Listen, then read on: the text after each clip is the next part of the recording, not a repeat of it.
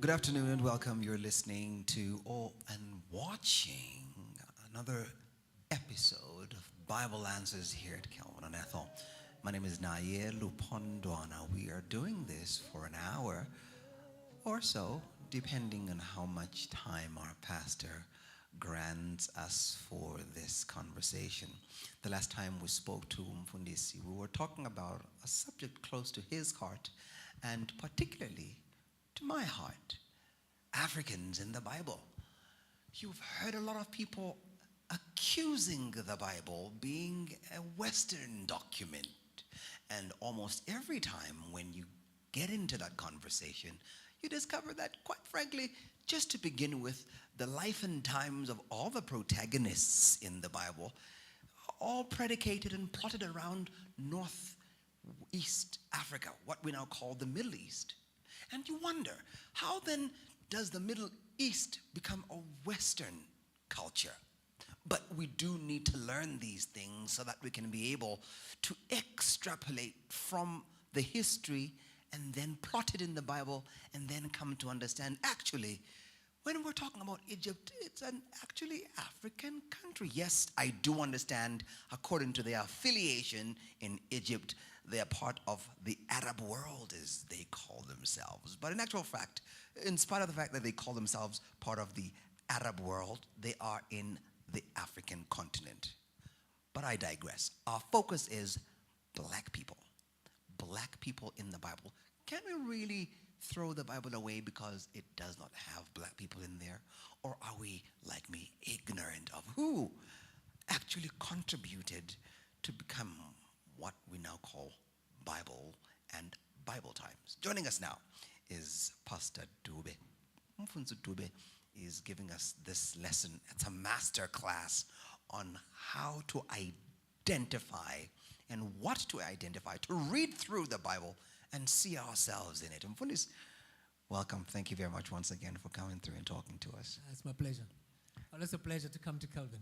Most importantly, you coming to talk to us about this subject. I know, it's close to my heart.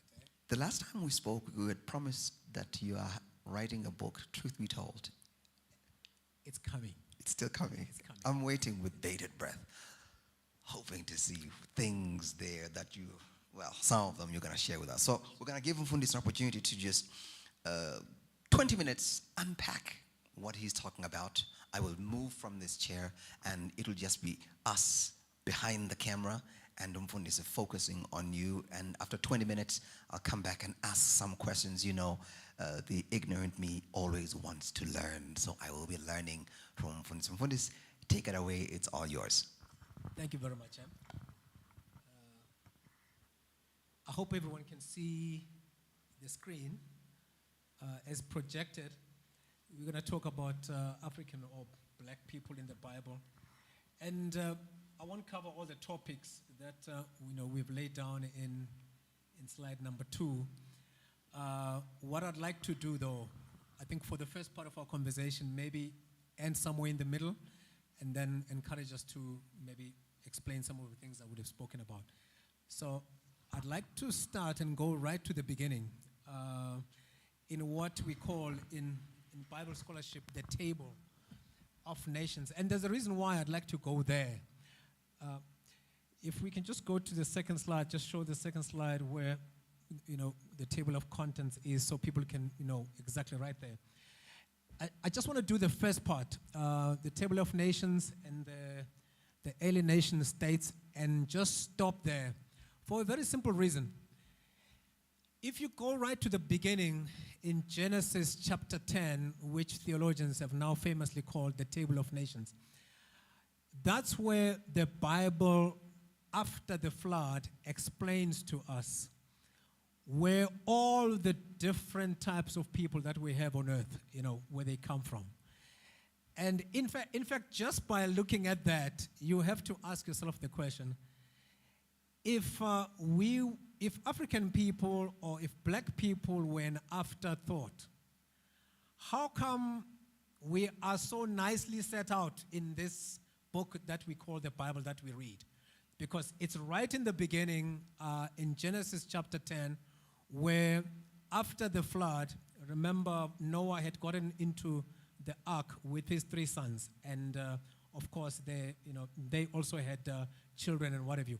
Now, in Genesis chapter 10, the Bible then explains to us exactly how many kids the children of Noah had. And that for me always says this, the presence of African people, not just in the world, but also in the quantum of history, it was not an afterthought. God knew exactly what he was doing, and the Bible sought to educate us and give us a lineage. This is where you come from, and this is where you started going to.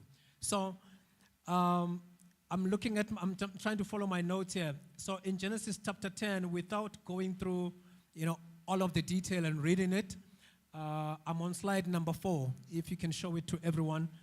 Genesis chapter 10 and 11 basically explain to us the children of Noah, namely Japheth, Ham, right there, Japheth, Ham, and Shem.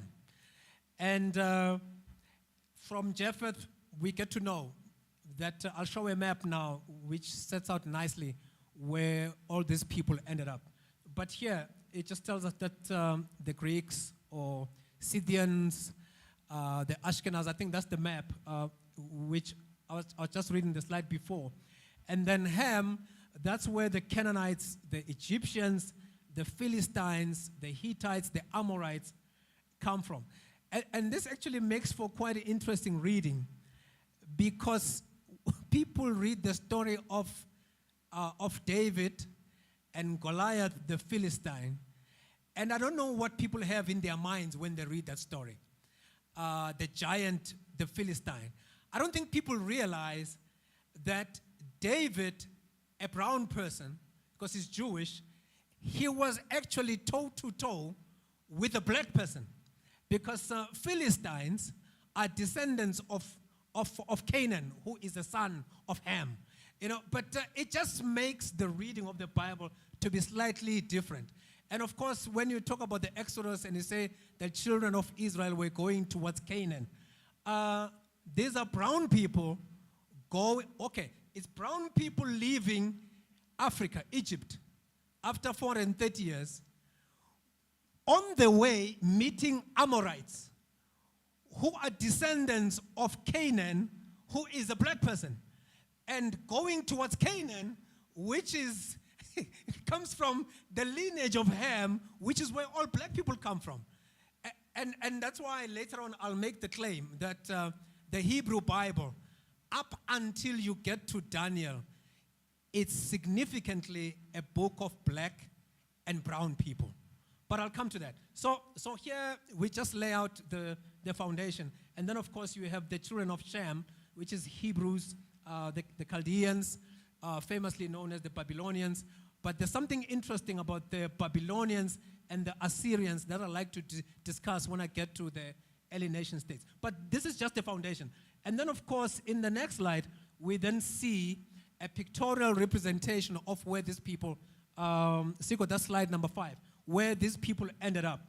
And as you can see, Ham, they ended up, his children and his descendants ended up in Africa.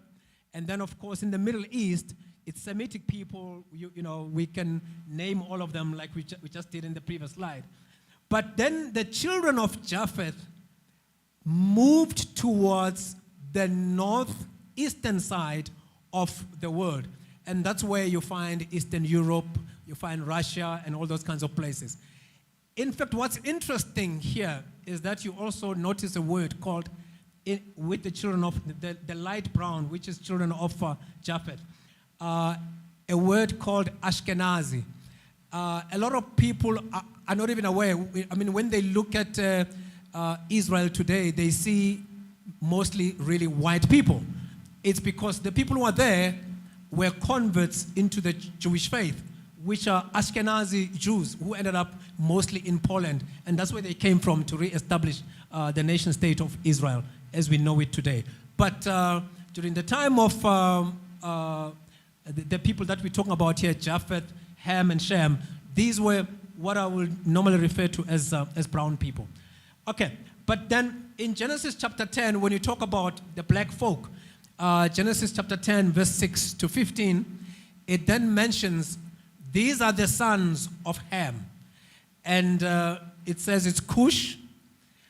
In the translation I have, it then says, it says next slide, it says it's Egypt, but in most translations, it says it's Mizraim. Now, whenever you come across that word, Mizraim, in the Old Testament, especially in the prophecies, the prophets like Isaiah love using Mizraim instead of Egypt. The newer translations will say Egypt, but the older translations like using the word Mizraim. Whenever you find that word, you know it's referring to Egypt. And then it will say put. Put, you will find it in the book of Acts chapter 2 when it talks about the people who were gathered there. It will say put. It's people from Libya. And then, of course, the last one is going to be Canaan. Now, this is just setting the scene, telling us exactly where black folk who ended up in Africa come from.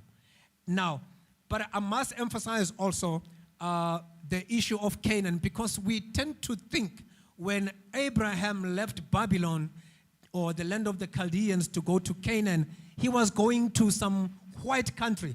I mean, these are the descendants of black folk. He was going to black country. And that's where God was sending him to. And it's going to be interesting also as we continue to realize that even where he was coming from, that was a nation state which was set up by an African person. And then the next one, of course, tells us, the next slide number 7, tells us about Mizraim, and whose kids, who were his kids. Amongst them, the Ludites and what have you. But I like the verse 15, where it says he had a son called, where it says Canaan was the father of Sidon. Then it mentions the Hittites, the Jebusites, the Amorites. These people, when you go into the book of Exodus, they are mentioned one after another as the people that the Jewish people met on their way to Canaan. And you can it's really natural because they were close to where Canaan was situated. And so really this is the table of nations. What's the important thing about this? It is that assuming we were an afterthought, how come we as black folk are actually mentioned right in the beginning of the book, in the book of beginnings, in the book of Genesis, and our history is traced to the same extent that the other people's history is traced. So the Hebrew children who are descendants of Shem are traced exactly the same way those who are the descendants of Japheth are explained, and also the Africans are explained in the same kind of detail. This is where you came from, and Ham begat Canaan, Ham begat Cush, and Mizraim, and Put, so that we know exactly. So all of us were basically being placed in equal footing, in the sense that this is where we actually came from. And so that for me says these people are not an afterthought. God intended for African people to know and trace their history right to the beginning. And for the children of Shem, trace their history to the beginning the same way that we're tracing it in Genesis chapter 10.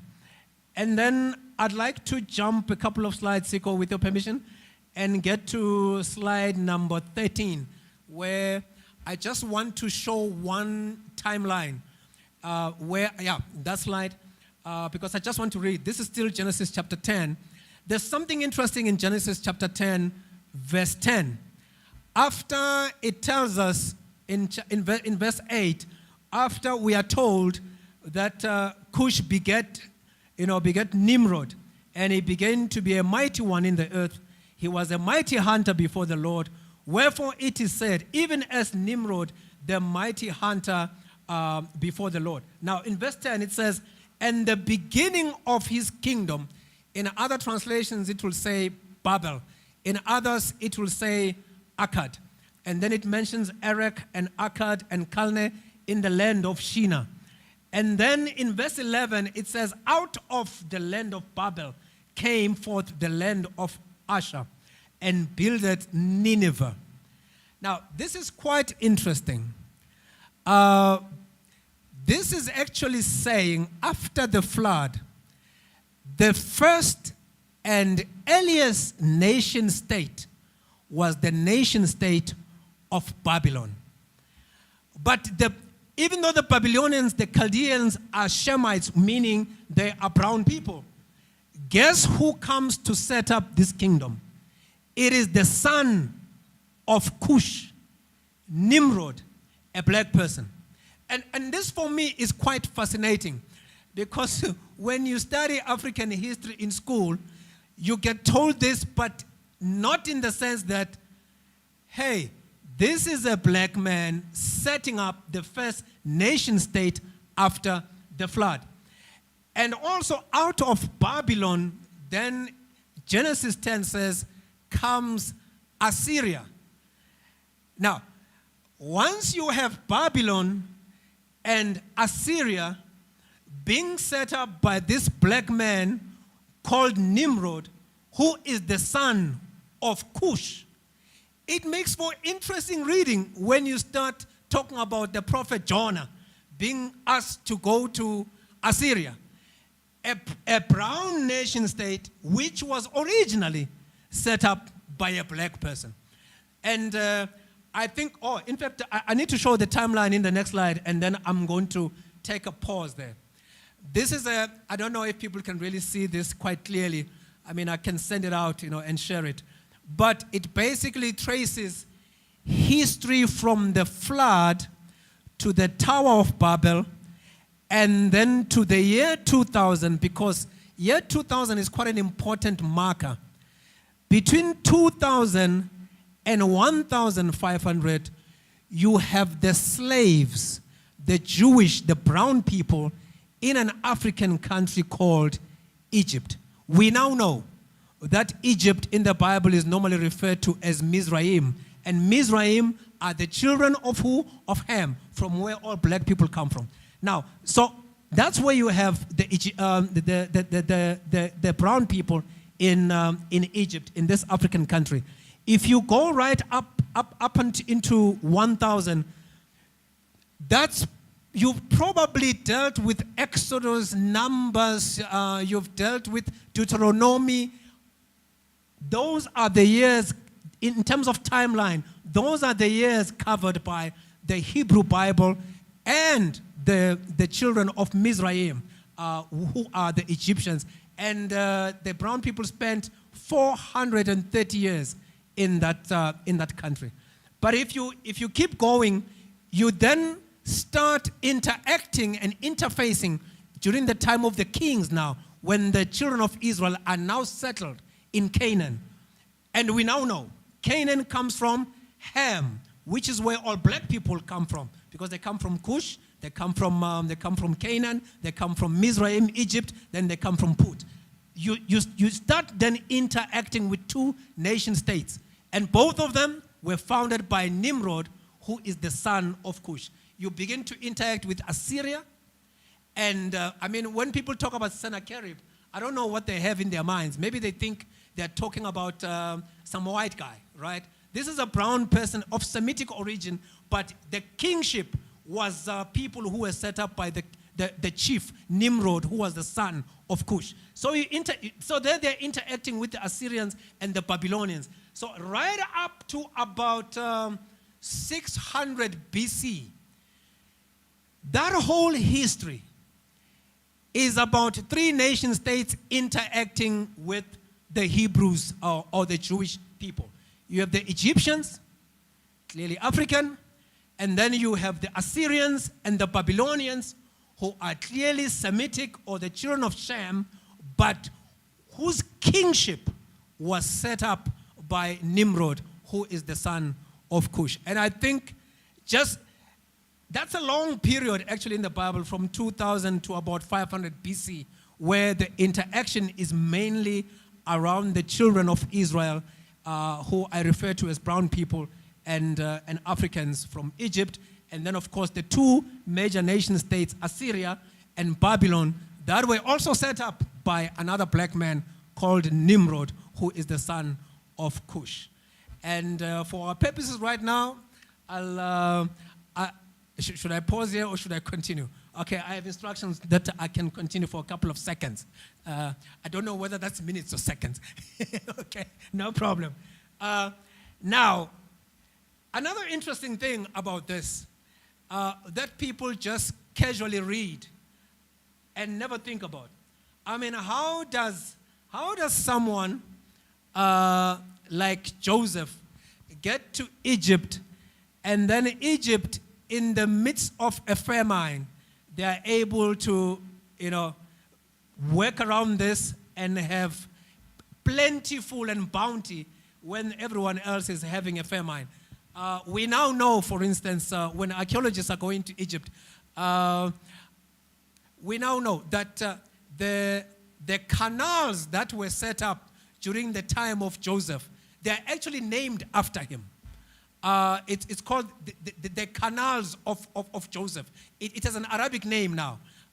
But it dates back to the time when Joseph was there preparing Egypt for the land of plenty.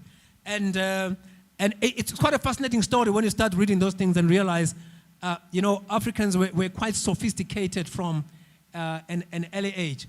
And the next slide, Siko, after we do the timeline, I'd like to show is this earliest civilization. When you do ancient history, they actually take you back to this period. And some will date it around 3000 BC, others will date it around 2500 BC. But for a long time, this is where we found the earliest writings. And it's quite fascinating. So you get told about this, that it was the Sumerian, the Akkadian, and the Chaldean civilization. But nobody says, but this is the civilization whose foundations were set up by Nimrod, who is a black person. And it's quite interesting. A lot of people know about the Hammurabi Code, one of the kings of this era, one of the Babylonian kings. I mean, the guy, I think his code had like 282 laws. And then, of course, we know in the Bible, we were given 10. The interesting thing about this is that they were written on tablets of stone also, just like the ones in Exodus were written on 2 tablets of stone. The next slide, which is quite significant for me, which actually proves what the Bible says about how this nation state was set up, is that when you go into archaeology and they are referring to the Sumerian king lists, they are known as the dynasty of Kish. Now, Nimrod was the son of Cush. Now, we've accepted as historians and archaeologists that it's a play on that word because this was in Babylon and Cush ended up just below, in the area just below Egypt in Africa. So they are known as the dynasty of Kish, and they're also known as the black-headed people. That's how the Sumerians and Babylonians were called during this time. And when you go into the pictures, I'm not going to show them here today, you actually see that the kings looked more black than anything else. And then, of course, in the next slide, you know how you get these sayings of a people. There's something we call the Sumerian mythology of Enki. It says, after An, Enki, and Nihur-Saghad, they actually fashioned the black-headed people. So this tradition of black-headed people in the tradition of Sumeria, in the tradition of Babylon, in the tradition of Akkad, it basically outlived them. And we know about it today, and we can see the pictures that they've left behind for us. This is almost like telling the story of creation, but it's almost extolling these black-headed people in Sumeria and saying, after God had done everything, he actually fashioned these black-headed people. And that's how we also confirm this issue of of Akkad being founded by Nimrod, the son of Cush. And of course, I've said something about Hammurabi, which is the next slide, the king, one of the kings in the Babylonian Empire. And those are the times in which he reigned to continue the tradition of the Sumerian kings who are of the dynasty of Kish. So two things up to this point. One, we are named right in the beginning as black people, African people, so we can know our identity and know from after the flood, from the lineage of Noah, where do we fit in. It was not an afterthought. It was not accidental incorporation into the Bible. That's the one thing. The second thing, which is quite interesting for me as a historian, is that the first nation state set up after the flood, actually set up by a black person with ruling over Semitic people, because we know Babylonians and Assyrians come from the lineage of Shem. That, for me, is quite an important thing, because now when I read about Babylon, it's quite different, because I'm thinking of the black-headed people. When I read about the Assyrians, I know where they come from. They were actually made a nation state by Nimrod, who is the son of Cush, a black man. In fact, the Cushites are very, very black. They are blacker than me. I mean, they are, to this day, they are very, very black. You can miss them. Yes. I am black. They go, yeah, that's one. I don't know if you were to be sitting next to me and people come and look at us, they wouldn't say it was a couple of black guys. They'll be saying there was a colored guy and a black guy. I tell you what, and I think you get the same kind of thing when you look at the children of Ham. Yeah. I think you get shades of black. That's right. I really believe that. I think you get shades. I agree with you. I agree with you. Yeah. Let's just take a few steps back. No problem. Beginning with the thought process behind your analysis. Sure. It would appear as though you're talking about Hammurabi, you're talking about Egypt, you're talking about, who's this rebel? Don't know. The one who built the city. Oh, Nimrod. Nimrod. Oh, Nimrod, yes. All of the people that you are talking about, you're citing as prominent black founders, are not God's people. These are people who were against God. Nimrod was an unruly rebel who decided he was going to do his own thing, never really recognized God as a deity. He viewed himself as a deity. The same applies with any of these. The Egyptians came up with their own gods. It bothers me that this class is taking black people to what the Europeans said were barbarians, unbelievers. What is that name? Heathens. You know, it would appear as though the name kafir that they'd given us, suggesting that we are unbelieving, we are not of the faith, according to your analysis, is correct. Let me tell you something interesting about life, right?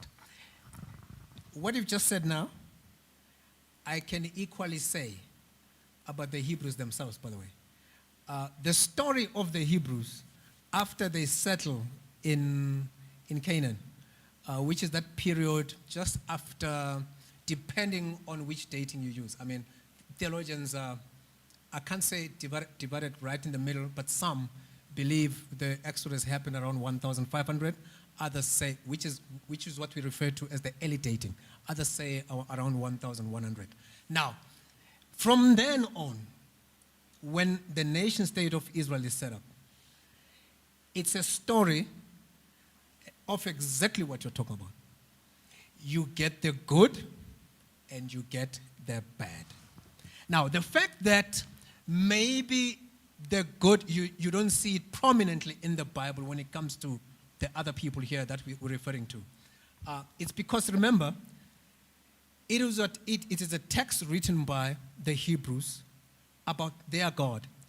but then they refer to how they interacted with other people.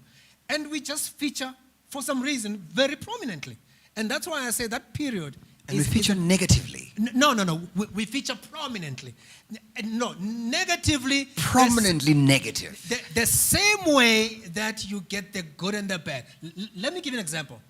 Zephaniah, for instance, a great minor prophet in the Old Testament. He's a Cushite. Now, that's why I say to you, the fact that you see more bad simply because of the tacitness of the information given about us does not follow that there were no good ones. Let me give another one.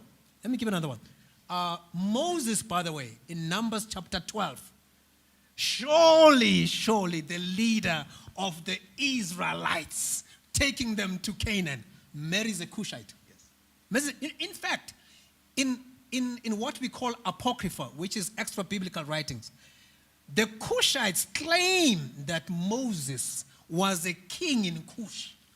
And that chapter, Numbers chapter 12, becomes a big story. In the Hebrew Bible, it's just one chapter where we are told that he married a Cushite woman. And by the way, you have Hebrew scholars who try to sanitize that and make it seem like it was not quite a Cushite woman. Let me give you another one. When Sennacherib comes to attack Israel during the time of Hezekiah, guess who comes to their rescue? It's the Cushites. And something that a lot of people don't realize is that, and we don't realize because even the Egyptians tried to sanitize that period. There is a period from around 750 to 650 where we call it the period of the black pharaohs. Because the Cushites, who are down south in Sudan, actually conquered and ruled Egypt for 100 years. Now, there is a fellow, when you read the story of Sennacherib and King Hezekiah, guess who comes to the rescue of brown people? Protecting them, by the way, from Assyrians, who are Shemites, brown people, founded by Nimrod, who you call a rebel, right? Now, guess who comes to protect them now? Is Taharka. I think it's 2 Kings 19:19, where Taharka, a Cushite king, comes to the rescue of brown people. So maybe the good ones are not shouted it aloud, but it exists. At this point, I'm not even contesting or contending with you about the existence of blacks for now. Yes, sure. It is how you have painted them that leaves me unsettled a bit. No, I needed to show. I needed to show two things, and that's why I concluded that way. Yeah. I needed to show that generally, if this was a white book, we would not have been traced the same way that other nationalities are being traced. Okay. And I'm saying that shows to me that this was a book that was just trying to give a history of a people, even though the emphasis is on the Hebrew people who saw themselves as the primary correspondence with God. Yes. Let's try and run through, and you can explain as quick as you can, because we have so much ground we need to cover. Sure. Egypt, Mizraim. Mizraim, yes. They are portrayed, first and foremost, as a people who are not very learned, because they needed a Joseph who's going to come and teach them economics, agriculture, logistics, and all of these disciplines that would help them, Egypt and their surrounding countries, to eat during the 7 years of poverty. Remember, 7 years of plenty and then 7 years of poverty. So they could not, according to the story, the narrative of the Bible, these Egyptians are very primitive. They're ignorant, they're simple-minded, they're pedestrian, they can't think ahead. This is a thinking that has been said about black people. But we're very primitive. We can't think ahead. We don't bank. We don't understand investments. We don't know how to prepare for the future. That's why we're a poor people. It would appear as though, as far as that narrative and what you've just portrayed right now, really, Egyptians needed a Joseph. You call them brown people. Just like black people or African people are alleged to need brown people or white people. Okay. I understand the limitations of the narrative. And I always say the history of the Bible is salvific history, right? So there are gaps. I always say to people, one day when I get to heaven, I like to have a conversation with Jonah and say, what was the real deal with this Assyrian? What was your problem with them? Because there are gaps, there are limitations. Now, contrary to what you're saying, for instance, the building of the pyramids, a lot of them, by the way, date back to this period, which predates Joseph being in Egypt. We talk about 4th, 3rd, 2nd, and 1st dynasties when you talk about the history of Egypt. It's quite a long, stable history. The building of the pyramids have nothing to do with Joseph, right? To this day, that's why in cartoons, because it's such a marvel, because of the geometry involved, number one, but also just the structural engineering, number two, and just figuring out how these stones without mortar can be constructed in the fashion in which it was. That alone confounds people that you find in cartoons today. Cartoons, the people who are speaking, it's actually, it may be young people, but somebody is writing the script. They say some aliens must have helped these Africans to build. You probably heard that narrative, to build these marvelous architectural structures. Right. The Bible doesn't talk about that. Because it wants to zero in on what Moses perceives to be what really made Joseph the inner circle in a foreign land. And how does the Bible portray it? He dreamt, but it doesn't say he then went and did everything. Now, archaeologically, when today we now know that from the canals that were built during that time, and they are called Joseph's canals, it doesn't mean he built them. Yeah. It doesn't mean he built them. It means it's the Egypt. This is one man, for crying out loud. It's the Egyptians who built this, but he was the leader of at least that's how the Bible portrays. They could not have done it without Moses. That's what I'm trying to without Joseph. That's what I'm trying to say, that it seems as though without a foreigner, an non-African, Africans cannot achieve these great feats of majesty. Well, they built the pyramids without Joseph. Without Joseph, but we are not told who actually built those, because even in the times of, forgot the other Pharaoh now, it would appear as though he got some help. It was not his idea or his engineers for that matter. Do we have any evidence that says this was African engineering that made those? No, I tell you what, in that time, and this is what people fail to appreciate when you look at the timeline of ancient history. The Egyptian dynasties were very powerful and very pervasive. The tracts of land that the Egyptians actually ruled over was quite extensive. And it dates from around 3,500 to basically what we have today. So this narrative that we're going to say there was no way they could have conceived of these things without them. They were the people. The same way the Babylonians founded by Nimrod, who you've called a rebel, they were the people, the nation states, who actually taught us about the law. So we cannot underestimate how powerful the Egyptians were at that time. Comparatively speaking now, you can say, okay, maybe I can't see it. But at that time, they were one of the most powerful nations. Why did God bring a Jew to come and do this? Why couldn't God give one of the Africans the dream to dream up this whole idea? We need to have that conversation with him. I know you're going to say I'm running away from this. Okay. But I tell you what. Yeah. God used all kinds of people. Do we believe the narrative that God gave this to Joseph? Do you believe the biblical narrative that says the dream was dreamt by Joseph, given by God, and therefore... I have no reason not to believe it. As a Bible scholar, right? Yes. As a Bible scholar, that's how Moses presented it. Yes. if somebody then says to me, and this is the interesting thing about narratives, right? Yeah. I mean, we know, for instance, that when Egyptians talk about this part of history, Yeah. they don't present it the same way. Yeah. But that's why it's so important who writes. Yeah. Is there another narrative? I don't know about it. Let's move on to Okay. The same way I said, in one chapter, Moses says, the story says Moses married a Cushite. Yeah. But then when you go to Cushite writings, the story is more than one chapter. Yeah. Is that story right?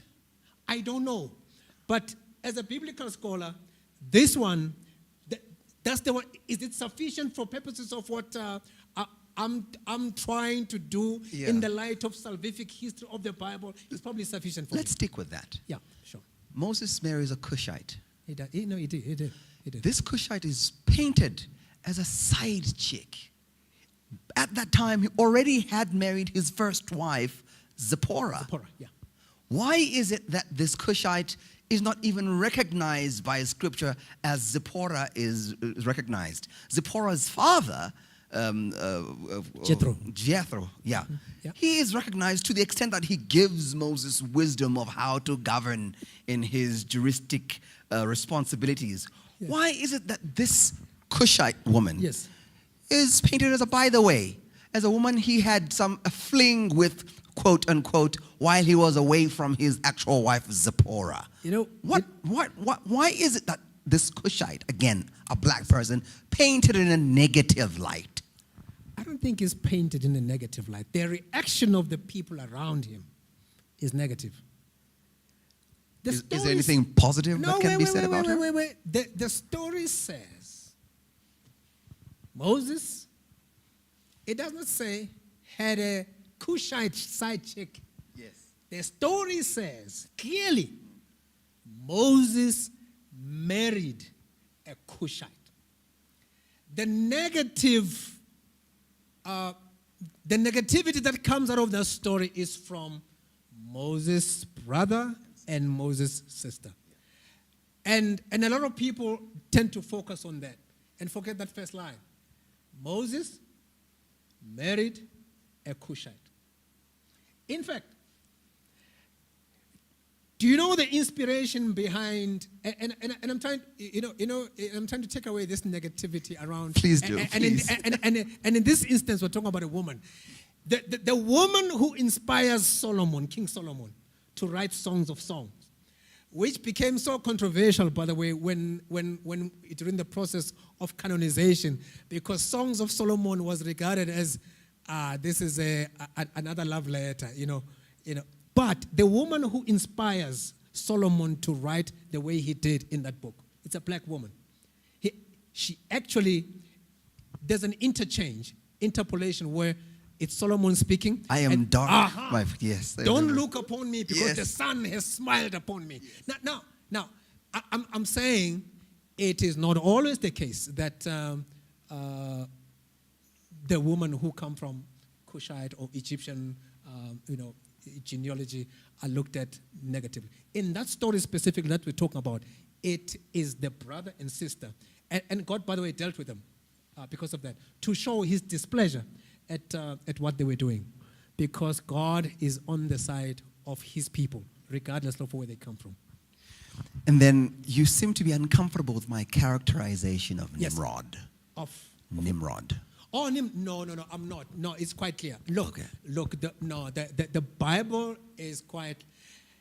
That was a hectic black guy. I mean, he was hectic. Yes. He was a hunter. Yes. He was a man of war. Yes. I mean, if you think about it, he had to be that bad to colonize Shemites. Yeah.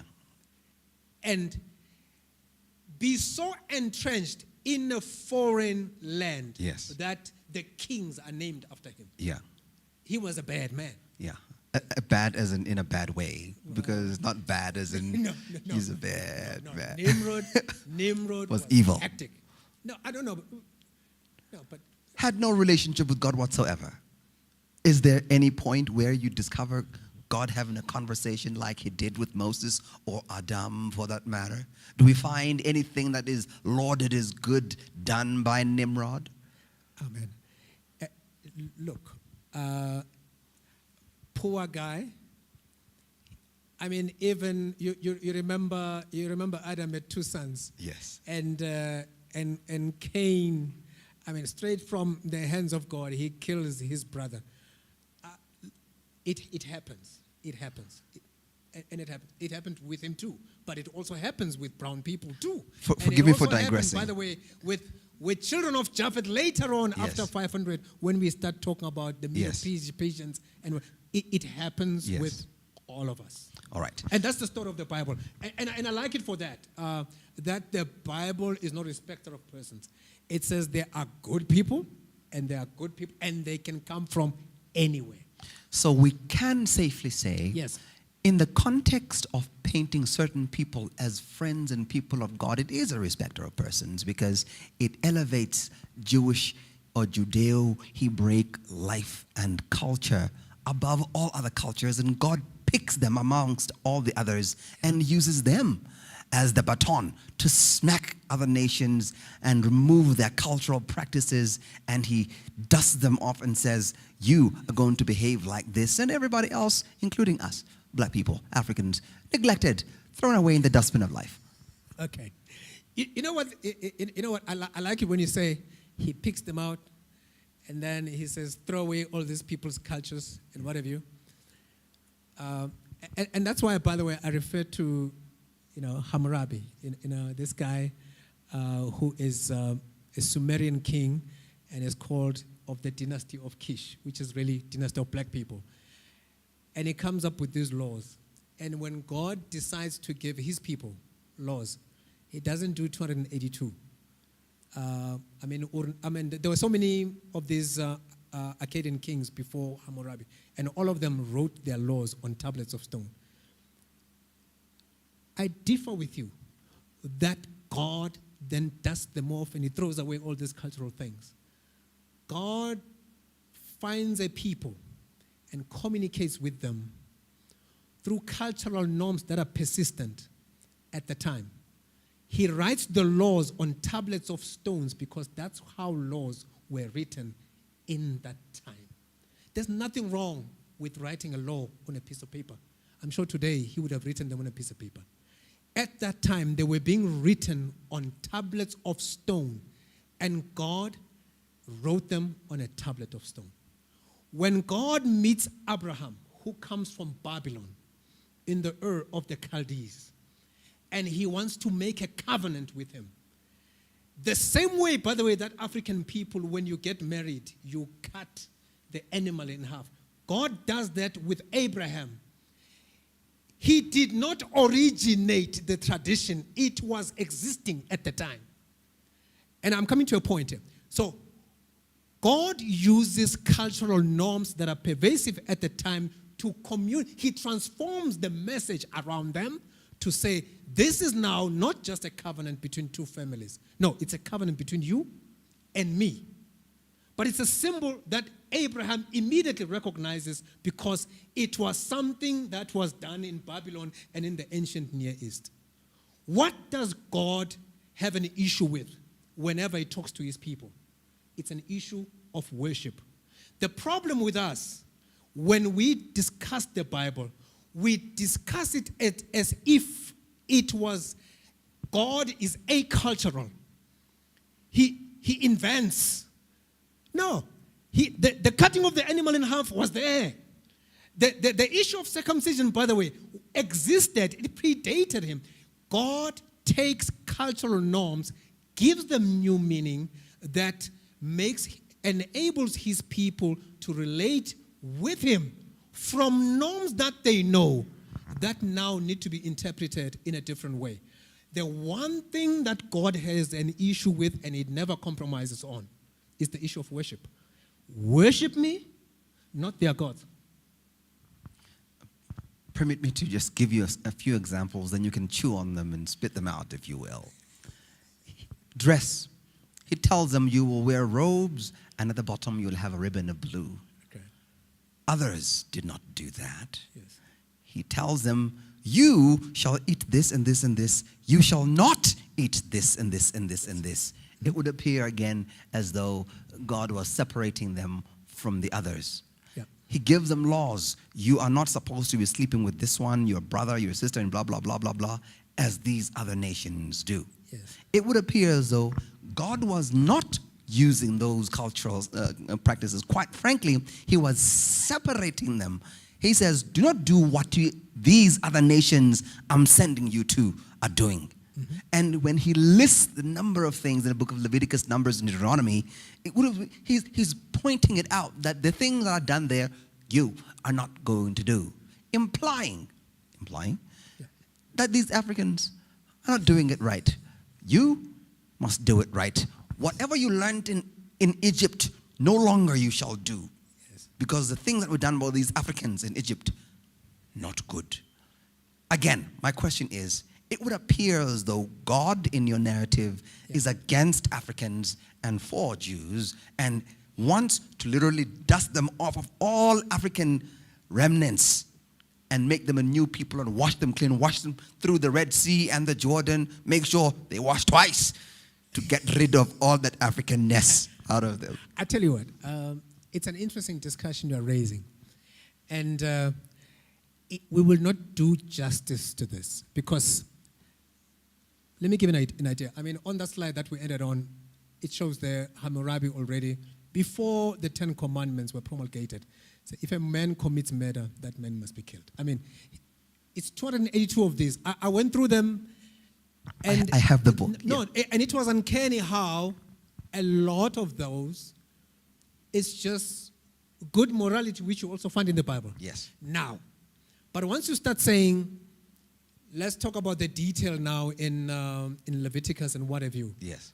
I think you are raising a lengthier discussion that we may need to take to another day. Okay. I just wanted to show with the story of Abraham, with the story of Hammurabi, just show that it is not true that God comes and then says, I'm going to create a new culture here. Yeah. The culture that he creates, if we call it that, Yeah. No, and it must be called a culture because worship is cultural. It is, who do you worship? Okay. That he took issue with, and the fact that the nation states they were going to, I mean, Molech, sacrifice children, which, by the way, that's where Easter comes from. You know, this whole idea of sacrificing children and sacrificing them to Ashtoreth and whatever. Now, he is not a cultural. He uses culture and redefines it in a new way. Okay. But when it comes to worship, God does not compromise. Okay. But on another day, we can discuss these issues that he raises in Leviticus. Let's talk about these Africans in the last few minutes that we have. Yes. You have cited Zephaniah. Oh yeah, my favorite, and I'll tell you why. And for him to be a prophet, he had to talk about Hebrews. He had to talk about a Hebrew way of life. African as he was, he just had to get rid of his Africanness and focus on the Hebrew way of life and talk about the Hebrew history and document a Hebrew perspective, not the African. Why? You know, you are discussing this as if, you know, these Hebrews are going to a place where Africans are not supposed to go to. Because this history that Zephaniah is talking about, that the great day of the Lord is coming, and God will pluck out from the east, pluck out from the west, a remnant of his people. Basically saying, globally, God is going to take from every part of the world those who believe in him, and they will come from everywhere. This is a black guy writing this story. And I love him because also he's the only one I know who says, and God, when he saw his people coming from all these places, where all Africans, by the way, are also going, where Jews are going, where children of Japheth are going, he says, and God started singing a song. I wish he had said also he danced, but he says God started singing a song, singing over the joy that God had over his people when he saw them in the land of the promise. Yeah. And you don't believe that was the Canaan land? That was? That was Canaan land. That was a Canaan land. Yes. No. You see, now you're raising another interesting story, by the way. The issue of eschatology in the Bible, Yes. in the minds of many of the people who were talking about it, Yeah. it kept moving. Yeah. They thought in Canaan that was it. But instead they realized this is not it. They thought it's imminent, it's coming. It's an interesting story, by the way, about the eschatology, that every generation has seen it as coming imminently. Yeah. And then only when Jesus Christ comes, he then expands this thing and starts to show that some of the things they were saying, believing it was going to be a land of promise that was coming. Actually, it's the land in heaven. I want to read to you 2 chapters in Revelation. This is my final question. Yes. Revelation chapter 2 and Revelation chapter 3, both verses 9. Yes. I know thy works and tribulation and poverty, but thou art rich. And I know the blasphemy of them that say they are Jews and are not, but they are of the synagogue of Satan. That's chapter 2, verse 9. Chapter 3, verse 9 says, Behold, I will make them of the synagogue of Satan, who say they are Jews and are not, but do lie. Who are these fake Jews? Who are these people who are claiming to be Jews but are not? These fake Jews who belong to the synagogue of Satan. You know, let me be honest with you. I remember reading that at a certain point, and I know we always have the discussion whether is this a historical indication in that chapter 2, or is it a forward-looking indicator? And if I remember quite well, that I think it was a historical pointer to what was actually happening, and it's because of the teachings of those people. But I will not be surprised if I find somebody say it's a futuristic thing, and it's those of us who are trying to be Jews and whatever you. But let me just say, I do not remember, and be honest with you, I do not remember. I remember reading that at a certain point, if I had known, I would have gone and refreshed that. But I think it was a historical indicator of what was happening. I don't know what's happening with my microphones, both of them. Turning it like I was. It's on. Both. There you go. All right. Maybe that's Sego's way of saying enough. Yeah, enough. Yeah. All right. Yes. So we need now, as you have said, we need to have these conversations because we have barely touched the surface. I know, yes. There is much that is in there on those lines that I would have loved us to pick apart, and then we can chew on. Yeah. Can you undertake? No, I always commit to come back, and I am committing again to come back because I think. Look, I know we smile and you grill me on these things, and I don't pretend like I know everything there is to know. But the best I can do is to share the light that I have, and then other people will come and add to it. So I undertake to come back, Even if the next time we do it, you're not here in person, wherever you are, whether you are in Japan, whether you are in Arabia, wherever you are, let's do it on Zoom. Let's just have this conversation and try and nitpick on all of that, because I personally feel we have done probably 3% of what is in there. No, I know. Okay. I know. So it's just. I think for me, some of the things we're discussing were a problem, and that's why I went back to actually look at this and say, but how were these things missed when I was in class? Yeah. I think I said this to you before.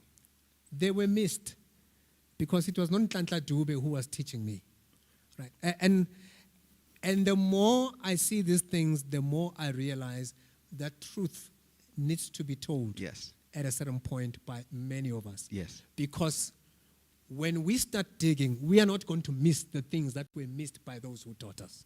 Yeah. All right, that's the title of his book.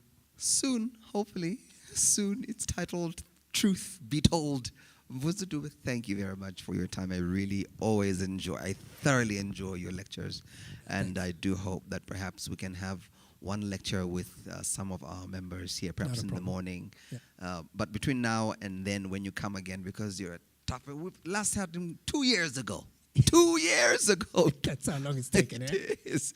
So hopefully it will not be 2 years, maybe 2 weeks. Nah. I'm not sure about 2 weeks, but we'll see. We'll see. We'll end it right there. From me, Naye Sure. Lupondo, and the team, Sego. Sego is going to leave us soon. I don't know how we're going to do this with Sego. He's leaving for the U.S. But between now and the time he leaves, we'll try and put these together. And our work continues. From me, Naye Lupondo, and the team, have a wonderful evening. And Godspeed.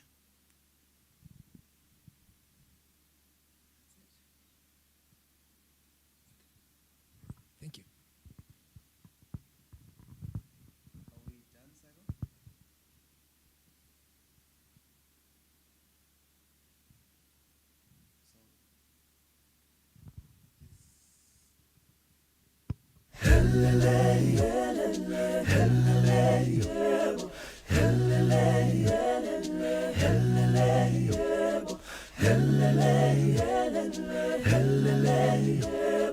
Hello.